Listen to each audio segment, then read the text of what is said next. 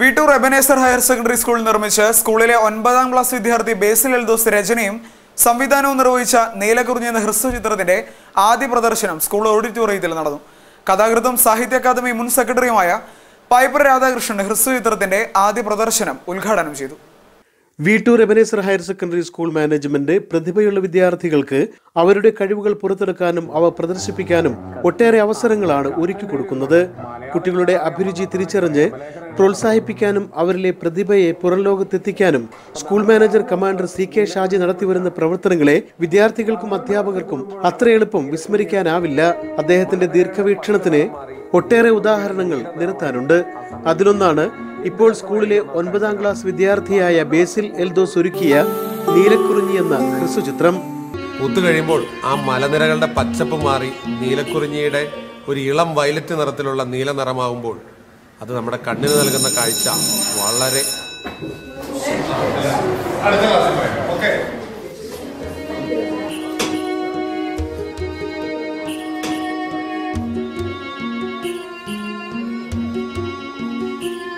വർഷം കൂടുമ്പോൾ കൂട്ടത്തോടെ പോകുന്നു എന്നതാണ് ഇതിന്റെ ഏറ്റവും വലിയ പ്രത്യേകത. 2006 കാലയളവിലാണ് ഇവ അവസാനമായി പുഷ്പിച്ചത്.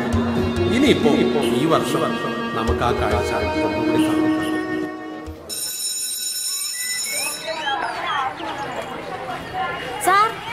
എന്താ മോനെ, ഈ നീലക്കുറിഞ്ഞി ഇപ്പൊ പൂത്താണോ?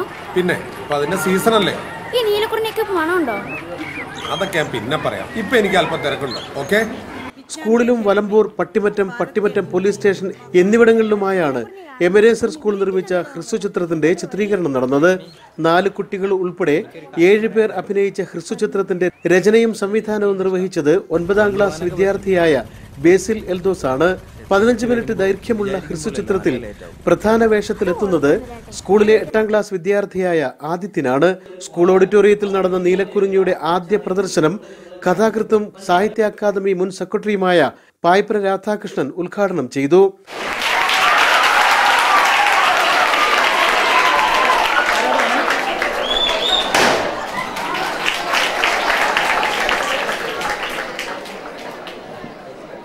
ഒരേ സമയം കപ്പിയാൽ ഇതുപോലുള്ളൊരു കുട്ടിയാണെന്ന് ഓർക്കണം. എന്നിട്ട് നേരത്തെ മാനേജർ ഷാജി പറഞ്ഞതുപോലെ ഭക്തിഗാനങ്ങൾ എഴുതും. ഞാനത് 1-2 ലൈൻസ് ചില പാട്ടുകൾ ഞാൻ കേട്ടു. അന്ത്യോക്യയിലെ പിതാവ് ബിഷപ്പ് ഇവിടെ വന്നപ്പോൾ അദ്ദേഹത്തിന് സ്വാഗതഗാനം രചിച്ചത് നമ്മുടെ ഈ സ്കൂളിലെ ചെറിയ ഈ ബേസിലാണ്. ഈ രാജ്യത്ത് ഒരുപാട് സംഗീത സംവിധായകരും ഗായകരും ഇല്ലാഞ്ഞിട്ടല്ല. അപ്പം അതിലൊരു ദൈവികമായ ഒരു അനുഗ്രഹമുണ്ട്. അപ്പോൾ അങ്ങനെയുള്ള ഒരു കുട്ടിയാണ് ഇങ്ങനെ ഒരു ചിത്രം നിർമ്മിക്കാൻ തയ്യാറാകുന്നത്. അതിന് ഏതാണ്ട് ഒരു കുട്ടിയുടെ മനസ്സും കുട്ടിയെപ്പോലുള്ള ഒരു സാഹസികതയുമുള്ള ഒരു മാനേജർ കൂടി ഉണ്ടായതുകൊണ്ടാണ്. School manager commander CK Shaji ഉദ്ഘാടന ചടങ്ങിൽ അധ്യക്ഷത വഹിച്ചു. Principal Anitha K Nair, PTA president MT Joy, MPTA president Jolly Reji, deputy HM Jisy Mathew തുടങ്ങിയവർ ചടങ്ങിൽ സംബന്ധിച്ചു. ചിത്രത്തിന്റെ അണിയറയിൽ പ്രവർത്തിച്ച മുഴുവൻ പേരെയും ചടങ്ങിൽ ആദരിച്ചു. തുടർന്ന് വിദ്യാർത്ഥികൾക്ക് മുന്നിൽ ചിത്രത്തിന്റെ ആദ്യ പ്രദർശനം നടന്നു. പാട്ടുകൾ എഴുതുകയും കമ്പോസ് ചെയ്യുകയും പാടുകയും ചെയ്യുന്ന ബേസിൽ എൽദോസ് TV ഷോകളിൽ മത്സരങ്ങളിൽ പങ്കെടുത്തിട്ടുണ്ട്. ചലച്ചിത്ര സംവിധായകൻ ദിലീഷ് പോത്തനെ ഇഷ്ട സംവിധായകനായി കാണുന്ന ബേസിൽ ചങ്ങാതി എന്ന ഹ്രസ്വചിത്രം ഒരുക്കാനുള്ള തയ്യാറെടുപ്പിലാണ്. എനിക്ക് ഓരോ സിനിമ കാണുന്തോറും എനിക്ക് ഇങ്ങനെ ഒരു സിനിമ ചെയ്യണം. അന്നൊന്നും എനിക്ക് അറിയില്ലായിരുന്നു സംവിധാനം എന്താണ്, എങ്ങനെയാണ് ഒരു തിരക്കഥ എഴുതുന്നത്, ഒന്നും അറിയില്ലായിരുന്നു. അങ്ങനെ എന്നിട്ട് ഇത് ഒരു സാറിനോട്, എൻ്റെ പ്രീജി സാറാണ് എല്ലാത്തിനും സഹായിച്ചത്. സാറിനോട് പറഞ്ഞ് കുറേ കാര്യങ്ങൾ പഠിച്ചു. യൂട്യൂബിൽ നിന്നും അല്ലാതെ തന്നെ ഒത്തിരി ഷോർട്ട് ഫിലിമുകളും കാര്യങ്ങളും സിനിമ എഡിറ്റേഴ്സ് അവരിൽ നിന്നൊക്കെ ഒത്തിരി കാര്യങ്ങൾ പഠിച്ചു. അങ്ങനെ മനസ്സിന് എനിക്ക് 100% ഉറപ്പായപ്പോൾ ഞാൻ മാനേജറിനോട് സാർ എനിക്കൊരു ഷോർട്ട് ഫിലിം ചെയ്യണമെന്ന് പറഞ്ഞു. അപ്പോൾ എല്ലാവരും ഭയങ്കര സപ്പോർട്ടായിരുന്നു ഈ കാര്യത്തിന്. അതുകൊണ്ടാണ് ഈ സപ്പോർട്ട് ഉണ്ടായിരുന്നതാണ് ഇത്ര ഈ ഷോർട്ട് ഫിലിം ഇവിടെ വരെ വന്ന് നിൽക്കുന്നത്.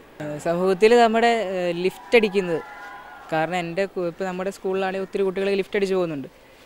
നമ്മുടെ ആഗ്രഹങ്ങൾ നമുക്ക് നല്ലതാണ്, നമുക്ക് എല്ലാ ആഗ്രഹങ്ങളും നല്ലതാണ്. പക്ഷേ അത് നമ്മളെങ്ങനെ സാധിക്കേണ്ടത്, തെറ്റായിട്ട് സാധിക്കാം, നല്ല രീതിയിൽ കൂടെ സാധിക്കാം.